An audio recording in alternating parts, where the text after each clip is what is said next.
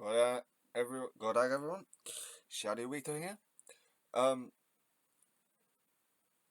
keep doing that. I swear it's the central piercing. Shadi Wita. Anyway, that rumbling, if you can hear that, that's the girls. They're busy. I don't know what they're doing. Anyway, I decided I was going to take a look at yesterday's PoliticsLive. So, let's have a look. PoliticsLive.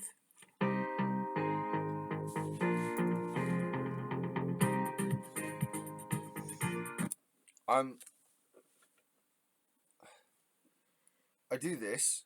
It's slightly painful because they don't ask the questions I'd like them to ask and all sorts, but you need to keep up with it, don't you? Joining me today, Conservative MP Siobhan Bailey, Labour MP Chris Bryant, comment editor at City AM Sasha O'Sullivan, and Guardian columnist Raphael Baer. Today, I think there are some significant gains for both the French. News from yesterday, wasn't it? Fucking Suella Braverman with her stupid £8 million extra on top of 55 million. That's like, it's just like what's the extra 8 gonna do? Is it actually gonna do what you say it's gonna do? What's been happening with the money with the 55 to begin with? And the UK authorities. Unfortunately, this new deal falls far short of what is needed to tackle the small boats crossing. 100 more officers patrolling the beaches. The price tag increases to more than £60 million. But will it work? We are going to see everyone paying more tax. We're going to see spending cuts. The Chancellor on the horrible decisions coming on Thursday. I guess the difference between Labour and the Conservatives is that the Tories keep coming back to working people and asking them to pay more. There was a time when I was really struggling after my daughter was born. Becoming dad. Is there enough support out there for fathers?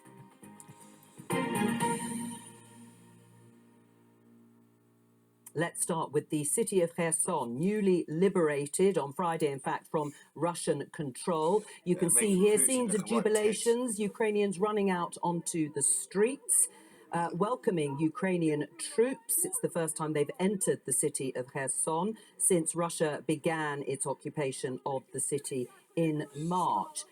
It prompted this article and headline in the New York Times. We can take a look. Top US general urges diplomacy in Ukraine while Biden advisors resist. This is the chairman of the Joint Chiefs of Staff, Mark Milley. My opening question to you all is this the right time or a time that they should try a negotiated settlement? Siobhan. Well, the Prime Minister is very clear that the support is going to continue to the Ukraine. He was on the telephone to President Zelensky on Thursday last week. The most important thing, in my view, is that it's Ukraine that tells us at the point that they want to negotiate. It is their people that are dying. 100,000 troops have been killed, 40,000 civilians. It has to be them that come forward. But in the meantime, they've got steadfast support from the United Kingdom. I mean, yesterday we had a remembrance service in Stonehouse in one of my towns, and the Ukrainian refugees there brought flowers and laid flowers instead of a wreath, and there was a spontaneous round of applause. So we can all join in the celebrations for Kherson, but equally it is for President Zelensky to give us the guidance. We're advisors, we're supporters, we're critical friends at times, but it's for him to give the guidance. Do you agree with that, Chris, or do you think this is a moment that it could be discussed? This is a top general in the US saying that this could be used as a prime time while people are celebrating the liberation of Kherson, obviously a major blow to Russia, that perhaps that is the only way in the end that this war will be over. I don't think there should be any negotiation until such time as every Russian troop has left. They're an invading force. And actually, the real danger is that we make the same mistake now that we made in 2014, when we basically let Russia get away with seizing large chunks of Ukraine. Russia had signed up to the Budapest Accords in 1994, which protected the territorial integrity, guaranteed the territorial integrity of Ukraine.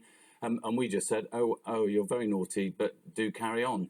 And actually, I'm a member of the Foreign Affairs Committee. We went to Kramatorsk in February, just before the second round of invasion, and we were right at the front line. We saw Russian troops, sniping at Ukrainians in tiny little villages, and that's been going on in Donetsk and Luhansk ever since 2014. So I think it'd be a terrible, terrible mistake. I completely agree with Siobhan. That the UK and the West has to maintain its strong support for Zelensky. But secondly, the only person who can make a decision about whether they want to negotiate is President Zelensky and the Ukrainian people. Sasha? Yeah, I agree with both Chris and Siobhan. I think any diplomatic talks have to reaffirm the sovereignty of Ukraine, and that has to be the starting point.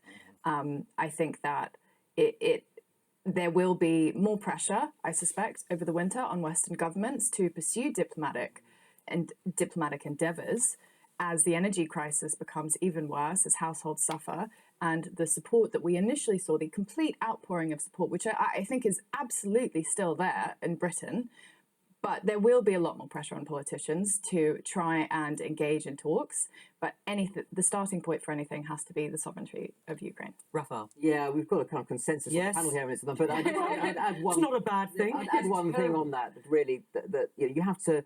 It's almost a nonsense to talk about negotiations with the Putin regime. I mean, you have to understand the character of that government. I speak like negotiations with Putin is ridiculous, because they won't accept anything apart that means that they lose, and they have to lose. Like they literally do have to lose on this. I'm sorry, but they do, because they can't be shown that they can get away with this bollocks. Russian, I monitor some Russian state television. It's incitement to genocide passes as normal punditry on the Russian equivalent of this program that we're on here, and this is. There's no good faith negotiation. Chris is absolutely right. This is a regime that was essentially leafing through a sort of a fascist playbook, more or less cribs directly from the 1930s, saying, "Oh, we have some citizens overseas. These are ours. We'll make a territorial claim on them. We'll move in with military force." I don't understand what settlement you could have with those troops still on that territory that isn't a variant of appeasement. It's not a real negotiation on those terms, and that can't start until either there's some kind of regime change in Russia or the character of the Putin regime has completely changed. It's exactly the same as Czechoslovakia in the 1930s, to my mind. It is, but I mean, some of us have been saying it for a long time. One of the things that's really troubling me, I've had communication with James Cleverly. You may remember that Abramovich surrendered his £3.5 billion when he sold Chelsea, which was back in May. That money's meant to be going to Ukraine and could frankly be spent in Kherson now, because there are people with no food, no electricity, no heating, no medicines. But for some reason, it's stuck in a bank account here in the UK still all these months later, and it may not be for months yet. Can I just add one other thing as well? The fact that the Russian troops have pulled out of Kherson, they're sitting on the east bank of the Dnieper. These are commanders whose military doctrine was tested in Syria, where indiscriminately just bombarding towns. How do we know that the tactic isn't to sit on the that's the fear, isn't it? And turn Kherson into Aleppo? Well, it's way too premature to talk about negotiations. And that's the fear. I mean, meanwhile, the Prime Minister, Rishi Sunak, has landed in... I think that's why Ukraine have started to... the Ukrainian troops have apparently started to evacuate Kherson, which is probably a bloody good idea. Indonesia, in Bali, for the G20 summit. Here he is, being greeted there, welcoming committee, as expected. And we can hear from the Prime Minister. Well, I'm going to use this opportunity to unequivocally condemn Russia's hostile and illegal war in Ukraine. And I know that other allies will as well, because it's right that we highlight what is going on and hold Russia to account for that. And I won't shy away from doing that. Well, that's interesting that he's not going to shy away from it, because, of course, the Foreign Minister, the Russian Foreign Minister, Sergei Lavrov, we can see him here, he arrived a bit earlier, ahead of Rishi Sunak. He's there, of course, in place of the Russian President Vladimir Putin. It is reported that the community communique at the end of the Bali summit may get watered down to make it slightly more palatable to Russia, which begs the question, does it make the whole thing pointless? But Siobhan, Rishi Sunak says he is going to raise these things, say these things. What else would you like to hear him say if he comes across Sergei Lavrov? Well, I think he's got to be strong as he is being, and he's got to be very clear that the UK, as part of, we put 2.3 billion quid in military support, 95 ambulances. We've got to be clear that will not stop, and that Russia is not just fighting Ukraine, fighting the West as well. I mean, one of the great things that the UK has done is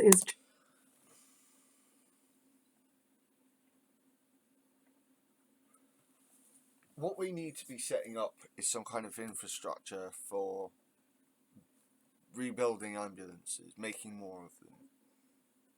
We need to be going back into manufacturing, I think, as a country.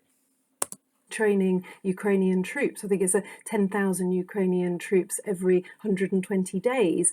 So I think Prime Minister has a great lot to be strong about and go and talk to whoever on this subject. Would it be better to have no communique at all, Chris, rather than a watered down one?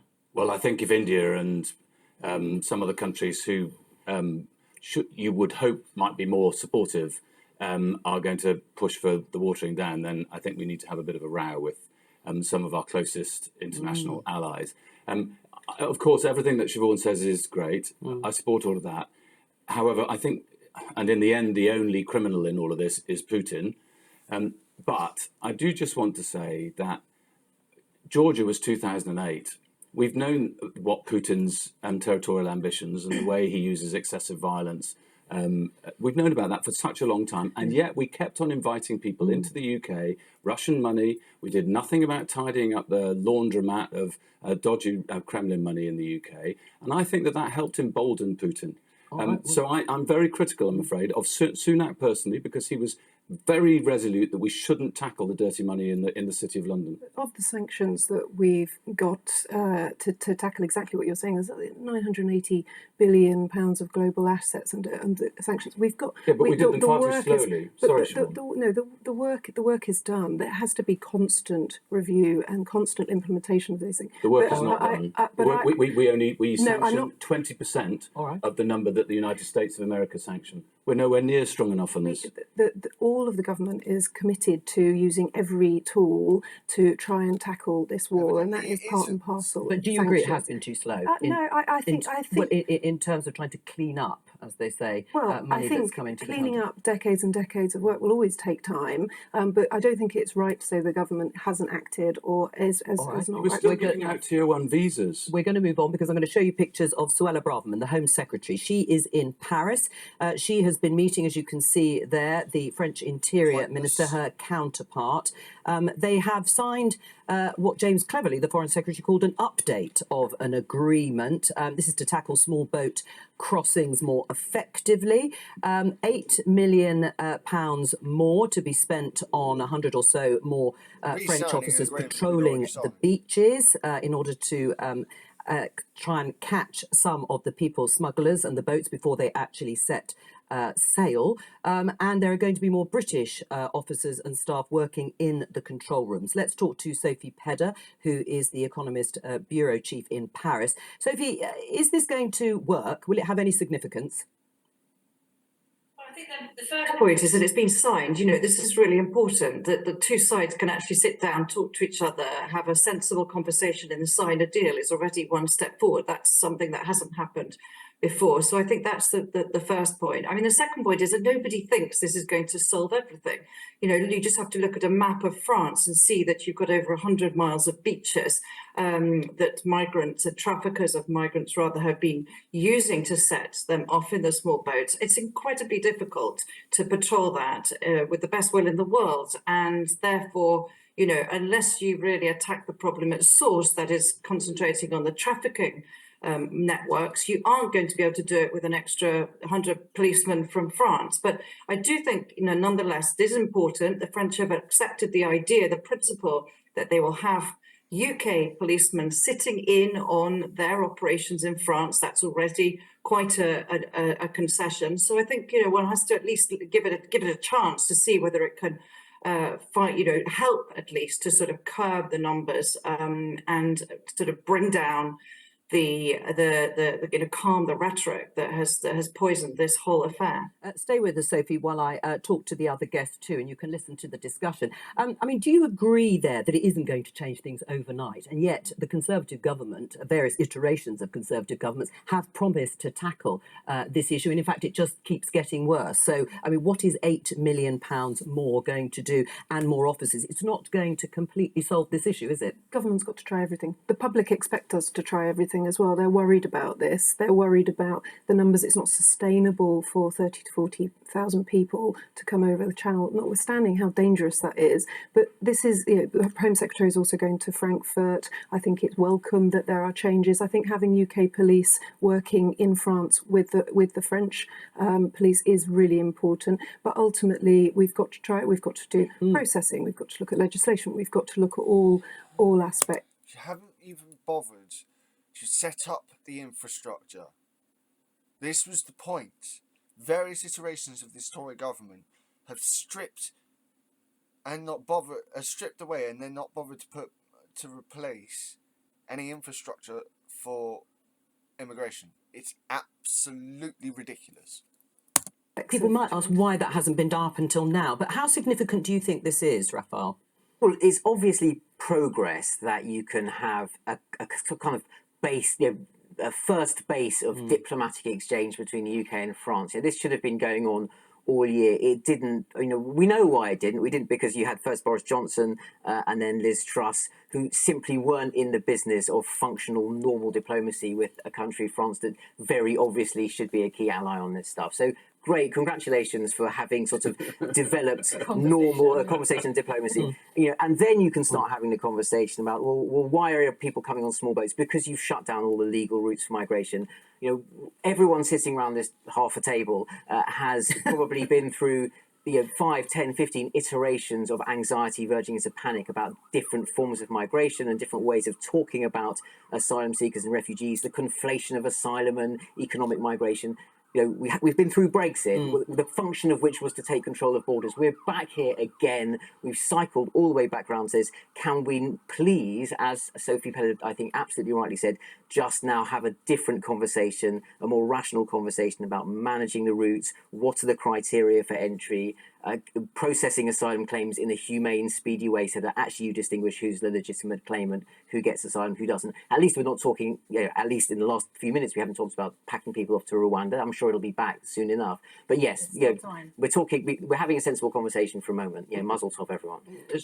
Congratulations. Siobhan. Listen, so I think you can add in the French elections into that. So there's been a range of different barriers to getting stuff done. And so I you think still see the French as the main issue? I think it's realistic to think that it's always going to be far more sort of difficult for the UK to come to arrangements with France to stop people coming over than it is to have agreements. So I don't think that it's wrong to be down on this. I think it's right to be very, very clear that we have to try absolutely everything. That's deterrence, and we have to look at the people smugglers because they are exploiting people when they get here, and we know that France is a safe country, so it's right to have these agreements where they arise. Chris?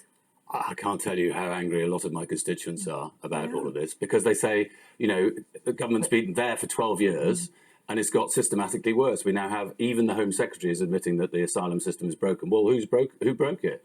And but do you welcome this progress? Yes, but it's not a plan, is it? It's a tiny part of a plan, because what you need to do is, first of all, you've got to go right to the source, as the lady said earlier on the programme, which is you need to make sure more people stay in their home country. Secondly, you need to have a really serious attempt at tackling all the different parts of the people traffickers, because it's not just one person who takes you from all the way from A to B. It's 17 different bits of that route all the way along, and we simply haven't devoted enough energy to that. But Labour doesn't have an alternative plan to that either. I mean, I've heard Yvette Cooper set it out, but it's not vastly different that you would think or be guaranteed that it would really close down all these routes and people smuggling? In the end, of course, it's not helped that we have kept on changing government.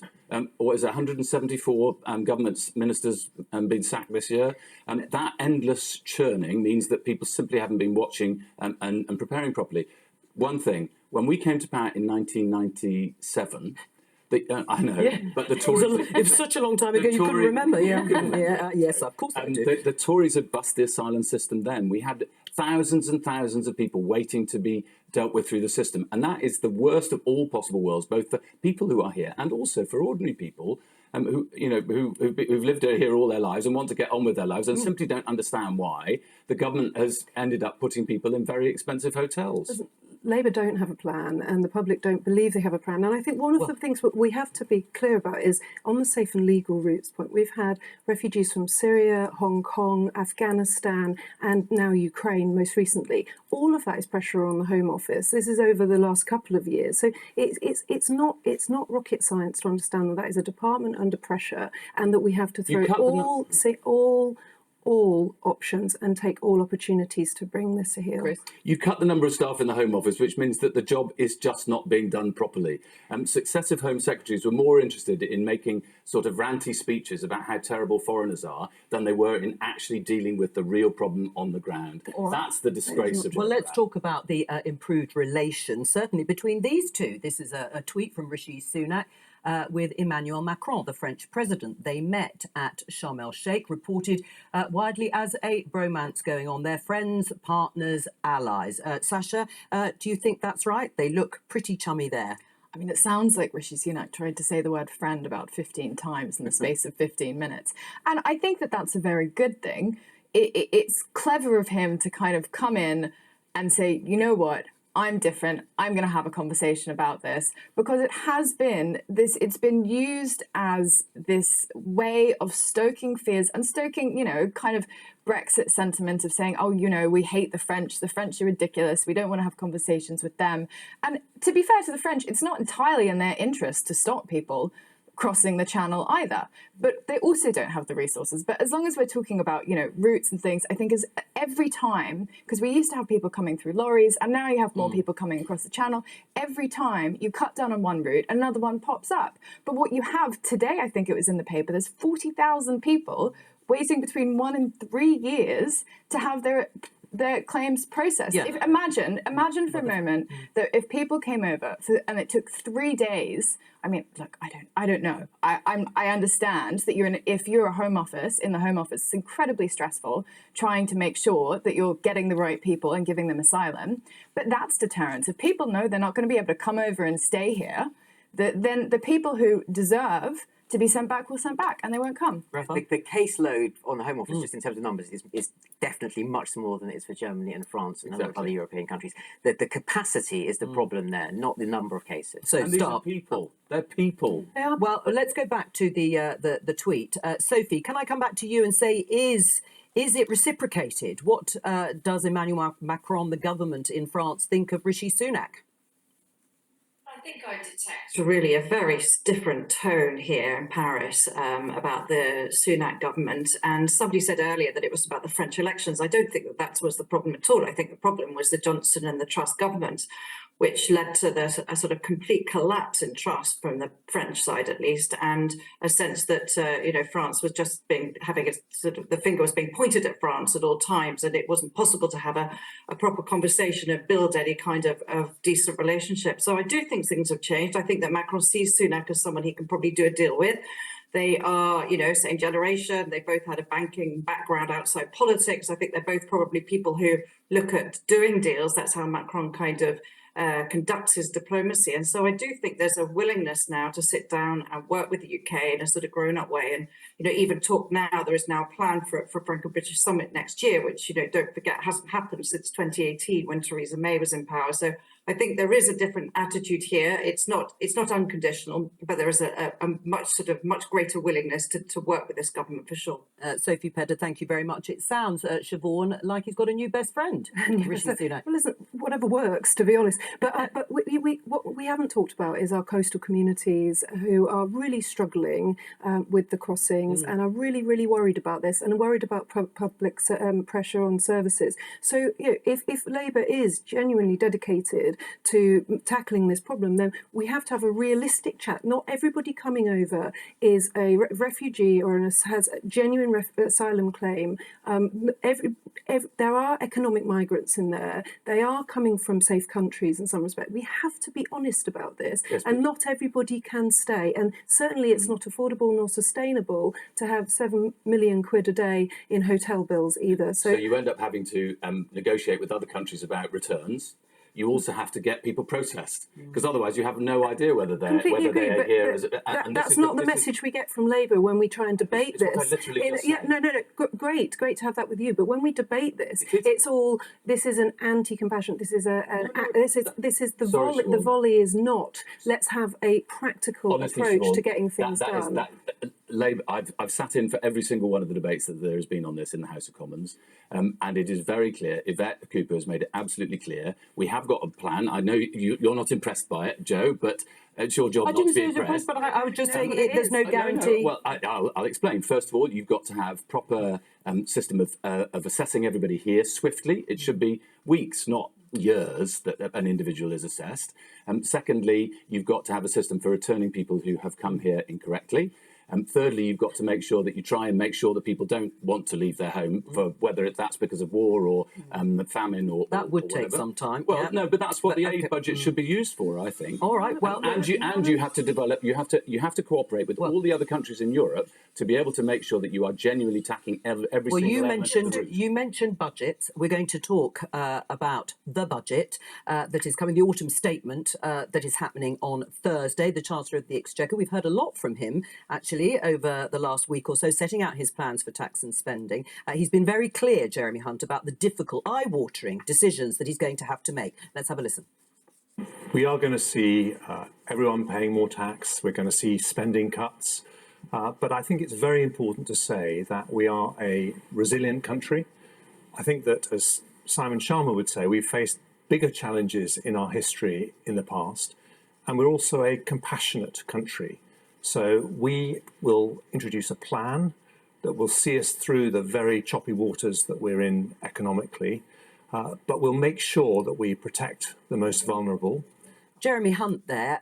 We already have the highest tax burden, Siobhan, in 70 years. What's the point of the Conservatives?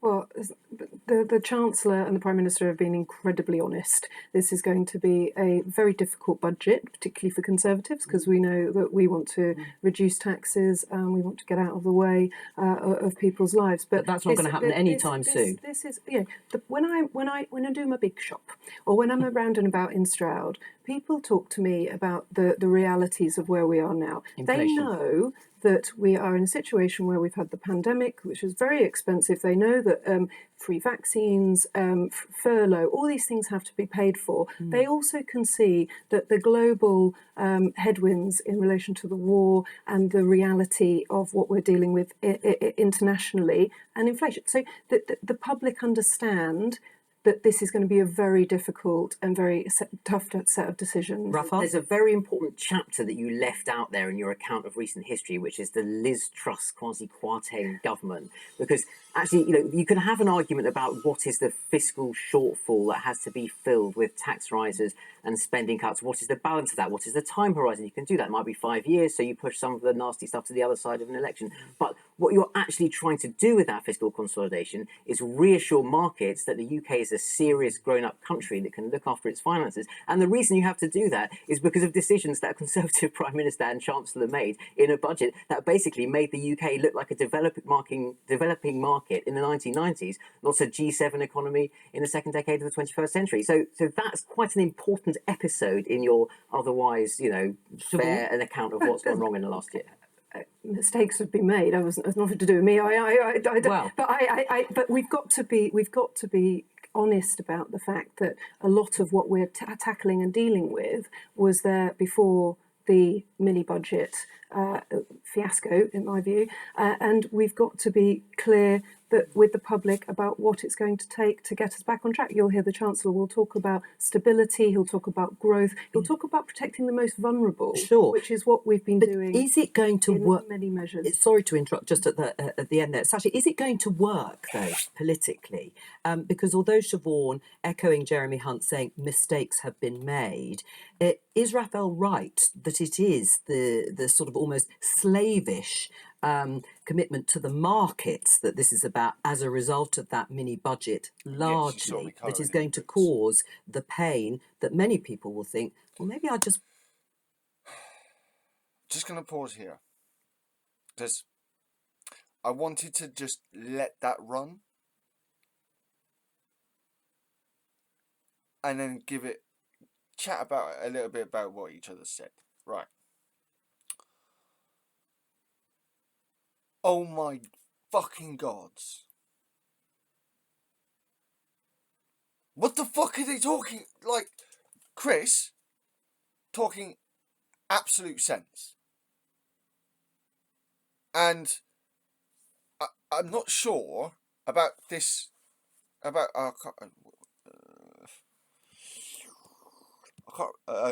Joe Coburn, right? The host. Is she a Tory?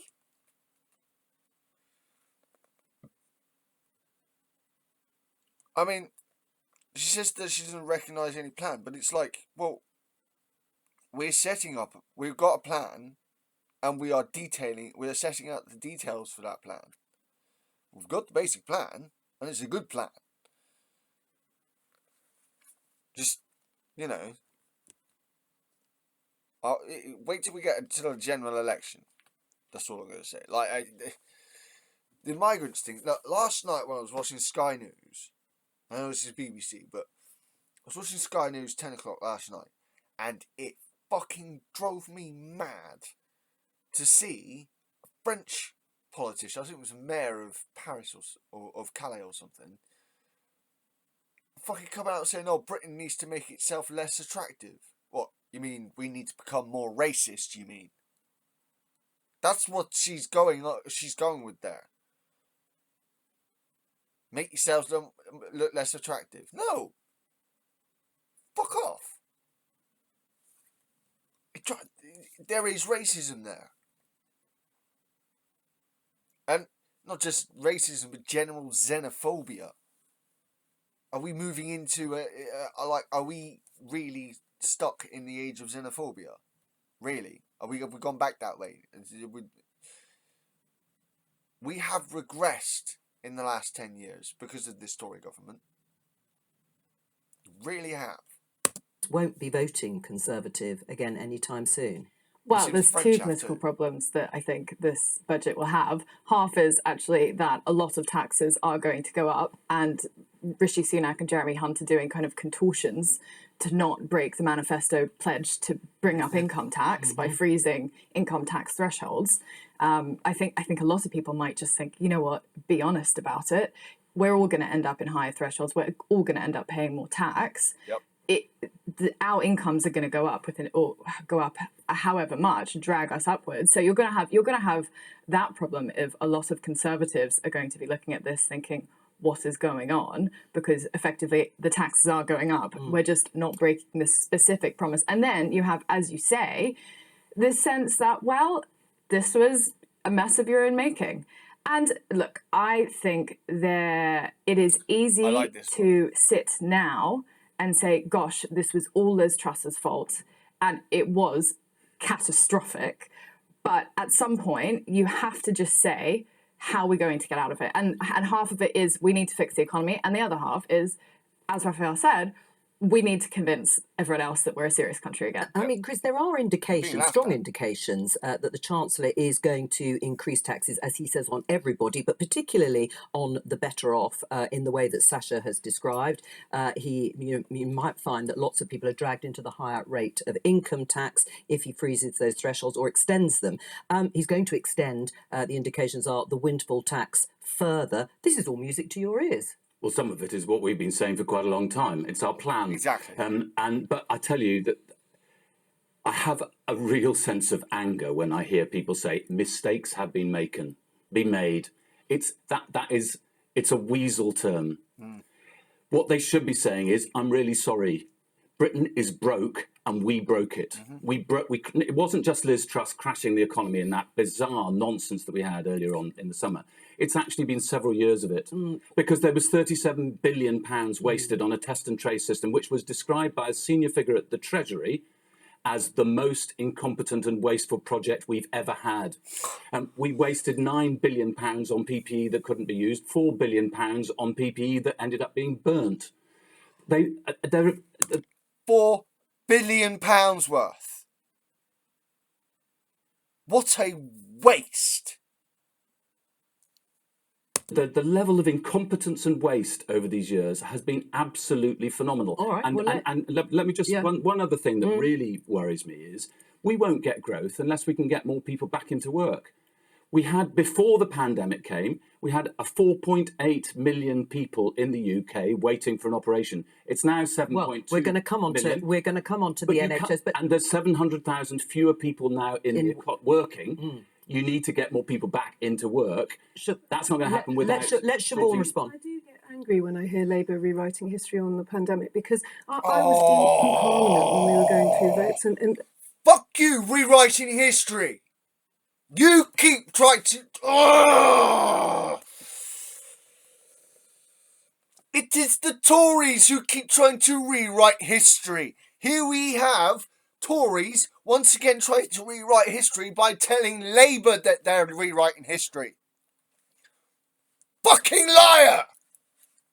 And one of the greatest costs this country has been lockdown, and the fact we shut down the country and swathes of it, and we didn't get any help from the Labour politicians as Conservative backbenchers. They wanted longer lockdowns, and they wanted us to continue and continue. And when I was arguing for various different local businesses to get rid of silly rules, I didn't get help from the Labour government. Yet the reality is the Labour Party.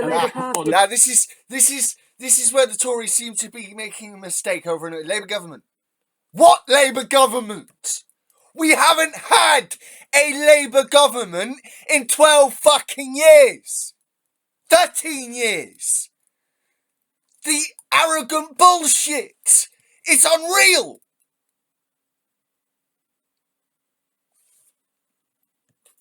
Ugh! The Labour MPs. I'm sorry, but I think it's right. You're going to look backwards. You're going to look at the politics. I get that. That's your job to a certain degree. Well, what we've got to do is look for.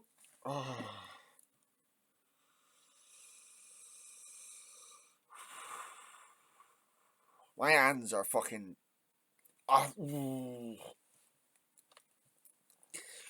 Liar. Forward, and we've got Rishi Sunak has got a very good record. Yeah, we don't look to the past because we don't look at all our fuck ups. For this country, looking after the most vulnerable, pulling out of his hat things like furlough, and he's actually got to make some very, very tough decisions with the Chancellor this week. I trust them to do that. What I really worry about is my local authority. It has an annual budget something like 800 million. It's facing a roughly £50 million hole for next year already, and that's before any kind of cuts. Yes, and so some of the poorest communities in the country, I think, will end up paying for the mistakes of very wealthy Conservative politicians, and that is a mistake. He's going to take a we'll see. approach. Fucking shut up, you blonde cunt! Approach and make sure that those who can bear it will do. Well, and if it is the case of the broadest shoulders, as you say, you've been calling for some of that. You've mentioned spending cuts. The National Health Service, as you will. This is why earlier, when I was, doing what I was doing with my boots, I was just letting it run. Because what she was saying was pissing me off. But now I've got nothing else to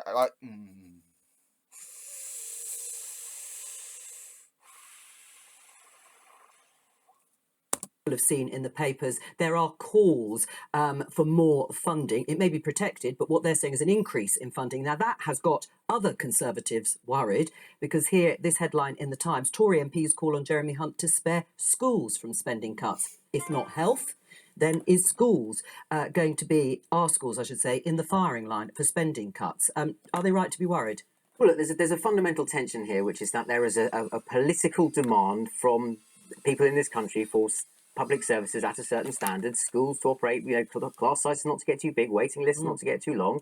The economy hasn't been productive enough to generate enough revenue to pay for that, going back, and for now a couple of decades at least.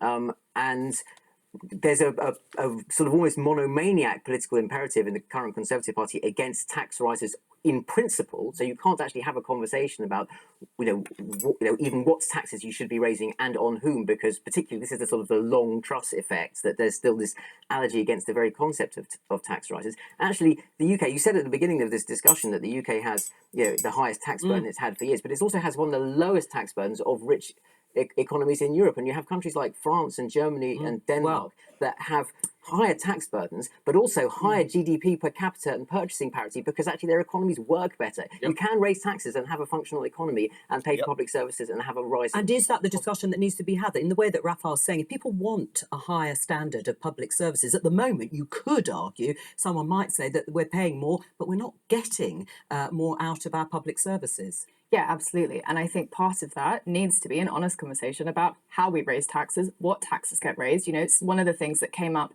over the weekend was this idea that council taxes could go up, and council taxes are an incredibly regressive policy. Exactly. Who that is not the broadest shoulders bearing the biggest burden. And if you're it's this kind of, Jeremy Hunt was saying there's not going to be any rabbit tricks, but there's a lot of kind of magic that they're trying to pull out and shifting and trying to pull things all over the place to avoid saying we're putting taxes up, but they are going to go up. I mean, I hope they will do an extension of the windfall tax. I don't know why they've been opposed to it and been ranting and raving at us every time we've mentioned it. I think there should also incidentally be a windfall tax on banking and financial institutions, because they're making money hand over fist at the moment. I think you could get rid of the non-dom status. I'd also like to take the charitable status off schools. Yeah, so there are taxes but you're absolutely right. If the temptation for government will be to say, local authorities, you can make up your money by raising council tax. Council tax is only about 20% of the amount that a local authority spends.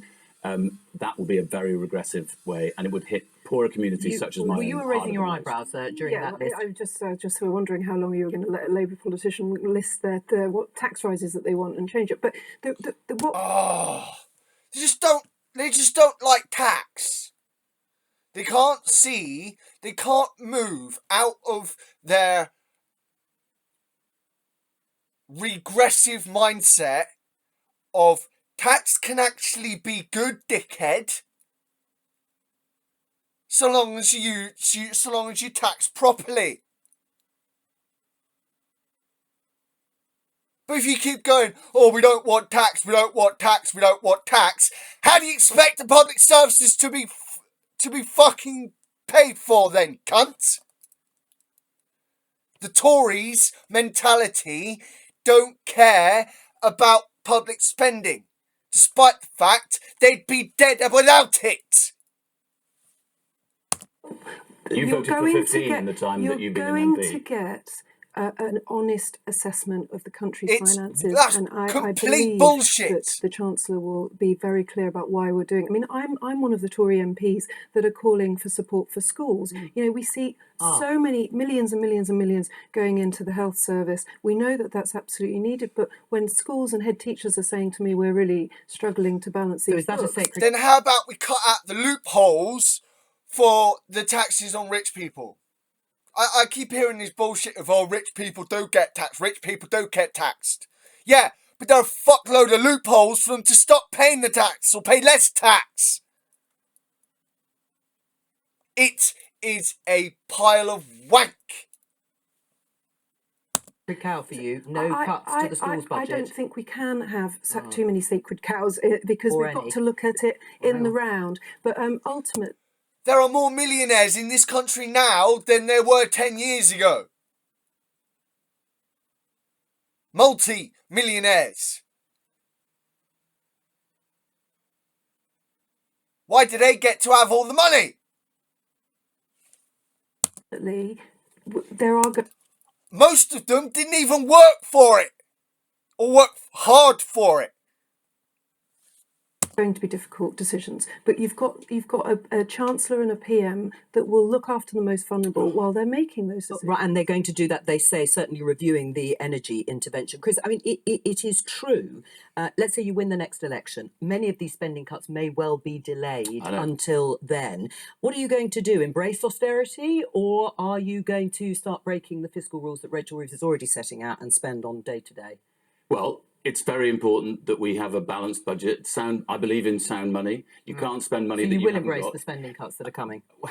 Well, it's always tempting to try and get somebody who might be in power in 2 years' time. I mean, let's have a general election. We can have a debate about what our plans will be. We don't want the kind of nonsense that Liz Truss gave us. All right, well, we've done that. We've been there. And actually, Labour did sign up to some of that Kwasi and Liz Truss prospectus that they set out on tax cuts. But we don't have to relitigate it. But let's just remind people. But yes, go on, finish. Oh. Fucking just whitewash it and say, oh no, Labour actually agreed with a lot of it. Like, some of it sounded all right, but it was populist. Well, actually, we were against the increase in national insurance at a time when we were going into recession, which we're now in, and you voted for it, and then you voted against it. So, all right, we're going to break off there because I'm going to. Oh, what? We could have got a list off of what. See, I love this. You'll find this quite a bit. You'll get, oh, but Labour agreed with this. So, and when the Labour when the Labour MP tries to list off how they didn't agree with it, they get to 1, maybe 2, 3 at the most, and then they're actually cut off before they can say any more. And you can tell they want to say more. Fucking stupid. Show you something completely different. Have a look at this video. Around 10% of new fathers are affected by postnatal depression. Source: National Childbirth Trust. There's stuff that you can't talk to your wife about, or even to close family. The mental health of dads is often overlooked. It wasn't until Zoe came out a couple of hours later, the midwife said, "Oh, did you see those guys running past?" So that they were bringing the blood up. Yeah, it's tough. So I'm still processing that, for sure. This is the story of a campaign to get mental health support for dads. If you want men to really be the dads and be that active, present father in the house, they need help doing that. Becoming dad. And we're joined by the author and presenter of Becoming Dad documentary, Elliot Ray. Welcome to you. Tell us about your own personal experience in trying to access mental health support that you needed.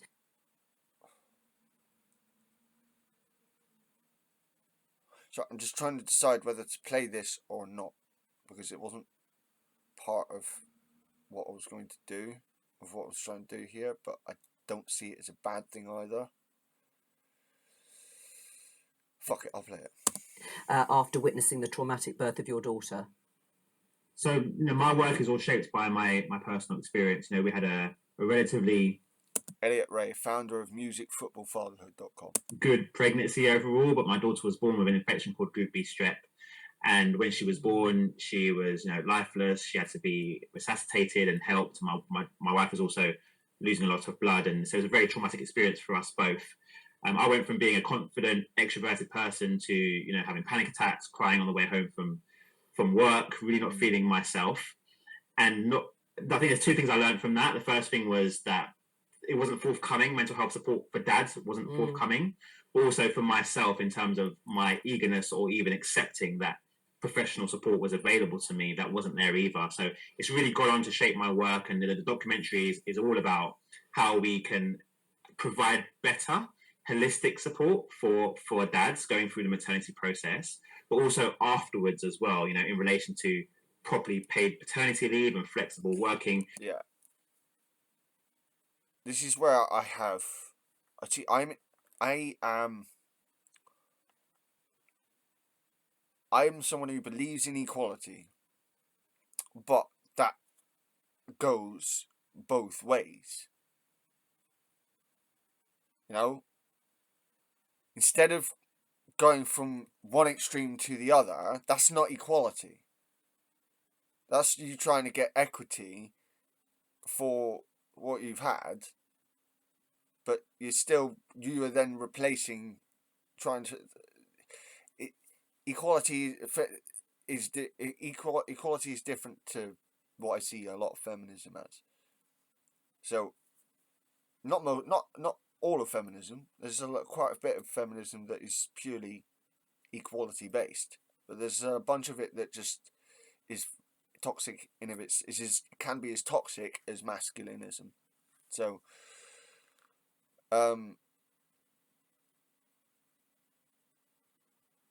when it comes to support for dads, especially when it's in like his situation, or you get single dads and they got no support because they're just expected to do it. Again, we need to move out of the 20th century mode of the 19th, 20th century mode of thinking. We are in the 21st century. It's time we evolved a bit. I've heard several references. I've seen and heard several references to this supposedly being now the age of enlightenment. Yeah.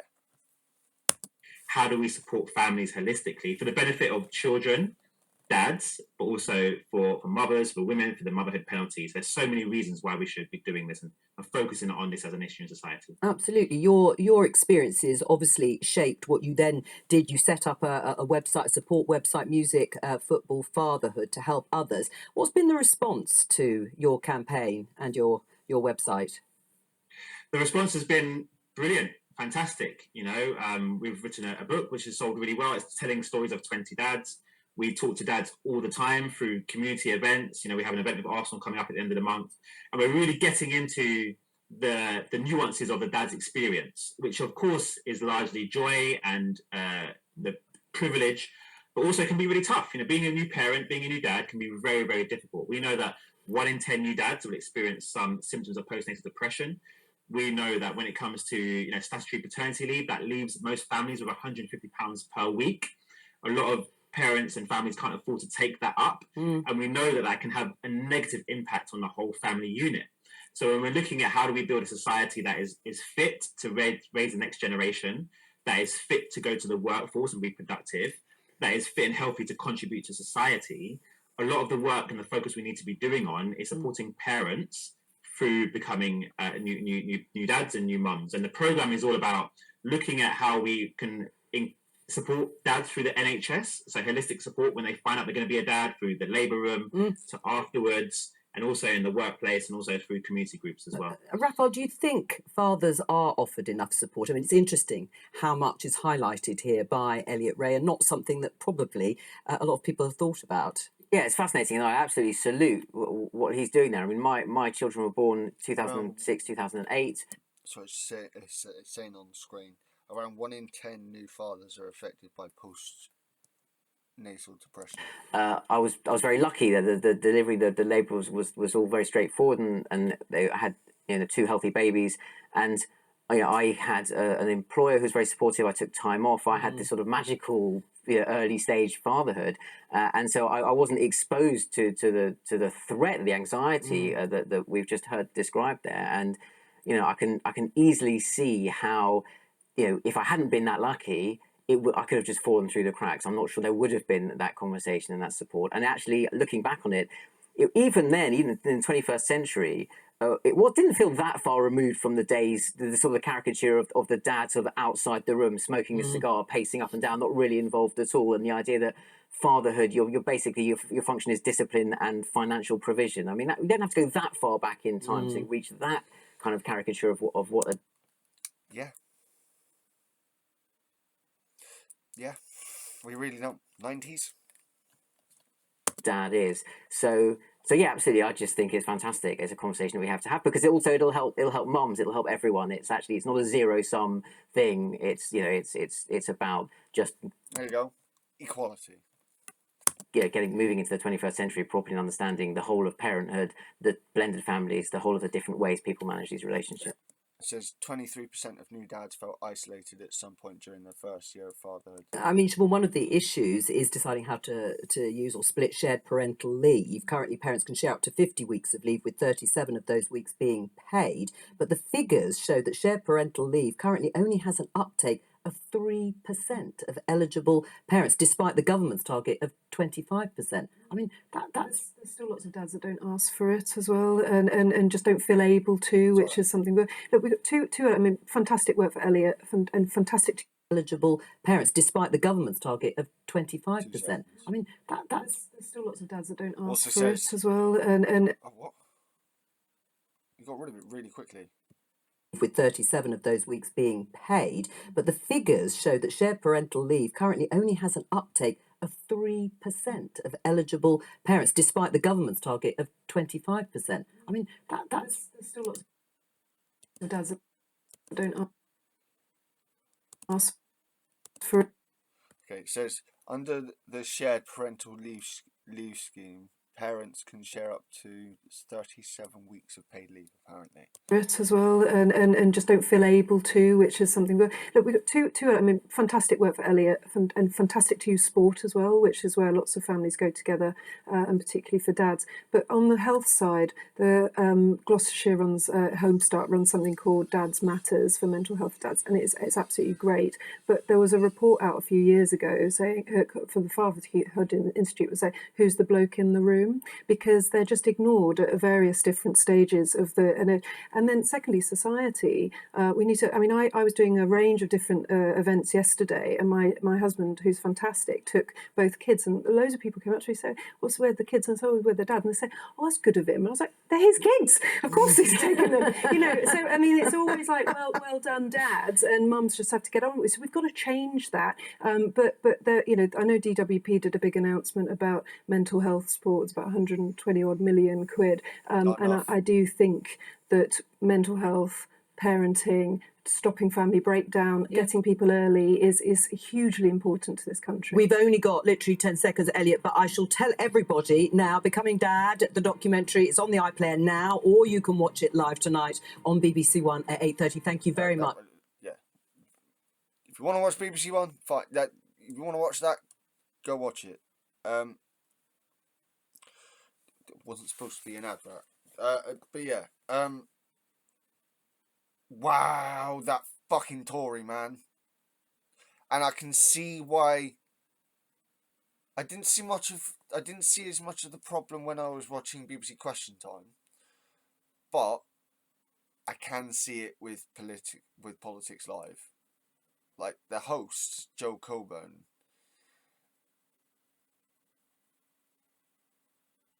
She could get very into it. She can get very into it with the questions to Tories. Even now, she seems more critical of the Labour Party than the Tories. So I'm...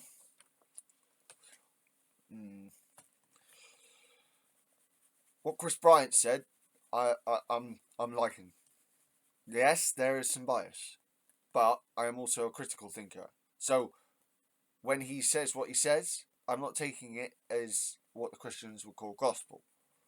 I'm liking what I'm hearing. I'd like to, I'd like a general election to see them come out with the details. So, but once again, as I pointed out earlier, the Tories keep trying to blame Labour, and this fucking Siobhan literally said the Labour government. It's not a government, is it? It's a Tory government. It's been a Tory government for the last decade. Where have you been? Fucking moron. So yeah, do I agree with Tories? No. Pretty much everything she said was bullshit. Especially when she tried to turn around and say, "Oh look, Labour again, once again, the left trying to rewrite history." It's like, what? I mean, the fucking guy from The Guardian had to point out to the fucking woman that in her little list of all the stuff, of all the problems going on, the one big thing she missed out was the Liz Truss government, which she purposely missed out. This current iteration of Tories are trying to just move on as if Liz Truss didn't matter and all the problems we've got now have nothing to do with that whatsoever. Yeah, fuck off. So yeah, this has been Siadawita. This has been a bit of my ranting dorkviska, dork specky. I hope, yeah, like I said, I prefer BBC Question Time, I think. It seems a little bit less biased, but, you know, I want this show, this kind of show to come back for Sky, because it was less biased when I was watching the Sky one. But anyway, again, this has been Siadawita. Bless the Thursday, everyone. It's been my dog Specky. Goddag.